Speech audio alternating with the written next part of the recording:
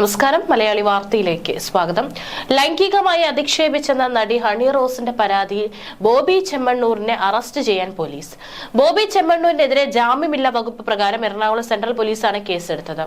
അശ്ലീല അങ്കങ്ങളിലൂടെയും ദ്വയാർത്ഥ പ്രയോഗങ്ങളിലൂടെയും നിരന്തരമായി അധിക്ഷേപിക്കുന്നുവെന്നും സ്ത്രീത്വത്തെ അപമാനിക്കുന്നുവെന്നും കാണിച്ച് ഹണി റോസ് നൽകിയ പരാതിയിലാണ് പോലീസ് നടപടി. അതേസമയം മറ്റുള്ളവരെ വേദനിപ്പിക്കുന്ന പരാമർശങ്ങൾ ഒഴിവാക്കുമെന്ന് ബോബി ചെമ്മണ്ണൂർ പ്രതികരിച്ചു. ബോബി ചെമ്മണ്ണൂർ മുൻകൂർ ജാമ്യത്തിന് ശ്രമിക്കും. അതുകൊണ്ട് തന്നെ ജാമ്യ ഹർജിയിലെ കോടതി എടുക്കുന്ന നിലപാട് നിർണായകമാകും. അറസ്റ്റ് ഒഴിവാക്കാനുള്ള നെട്ടോട്ടത്തിലാണ് ബോബി ചെമ്മണ്ണൂർ. പോലീസിന്റെ കണ്ണിൽ പെടാതിരിക്കാൻ സുരക്ഷിത സ്ഥാനത്തേക്ക് മാറിയെന്നാണ് സൂചന. ചൊവ്വാഴ്ച വൈകുന്നേരമാണ് ഹണി റോസ് പരാതി നൽകിയത്. സമൂഹ മാധ്യമങ്ങളിലൂടെയായിരുന്നു പരാതിയുടെ വിവരങ്ങൾ നടി പുറത്തുവിട്ടത്. താങ്കൾ എനിക്കെതിരെ തുടർച്ചയായി നടത്തിയ അശ്ലീല അധിക്ഷേപങ്ങൾക്കെതിരെ ഞാൻ എറണാകുളം സെൻട്രൽ പോലീസ് സ്റ്റേഷനിൽ പരാതി കൊടുത്തിട്ടുണ്ട്. താങ്കൾ താങ്കളുടെ പണത്തിന്റെ ഹുങ്കിൽ വിശ്വസിക്കൂ. ഞാൻ ഭാരതത്തിലെ നിയമവ്യവസ്ഥയുടെ ശക്തിയിൽ വിശ്വസിക്കുന്നു. വിവരമറിയിച്ചുകൊണ്ട് ഹണി റോസ് കുറിച്ചു. ഞെട്ടലോടെയാണ് ബോബി ചെമ്മണ്ണൂർ ഇതിനെ ഉൾക്കൊണ്ടത്. 2 ദിവസമായി ഹണി റോസ് പേര് പറയാതെ തനിക്കെതിരെ അധിക്ഷേപം നടത്തിയ മുതലാളിക്കെതിരെ അതിനിശ്ചിത വിമർശനം ഉയർത്തിയിരുന്നു. എന്നാൽ പേര് പുറത്തു പറഞ്ഞില്ല.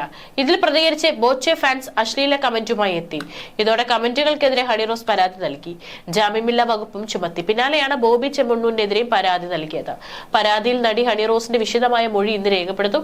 നിലവിൽ എഴുതി നൽകിയ പരാതി അടിസ്ഥാനപ്പെടുത്തിയുള്ള മൊഴിയെടുപ്പിന് ശേഷം കൂടുതൽ വകുപ്പുകൾ ഉൾപ്പെടുത്തുന്നതിൽ തീരുമാനമെടുക്കും.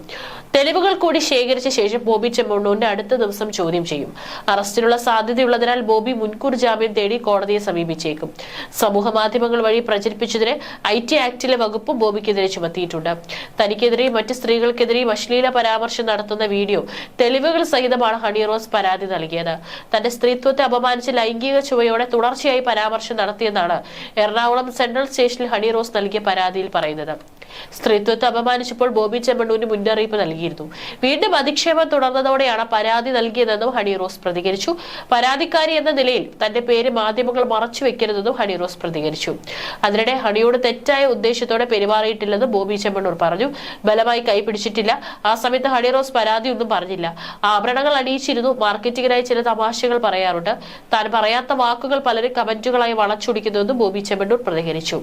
ഹണി റോസിനെ മഹാഭാരതത്തിലെ കുന്തി ദേവിയോട് താൻ ഉപമിച്ചിരുന്നുവെന്നും അതിൽ മോശമായ കാര്യമൊന്നുമില്ലെന്നും ബോബി ചെമ്മണ്ണൂർ പറയുന്നു.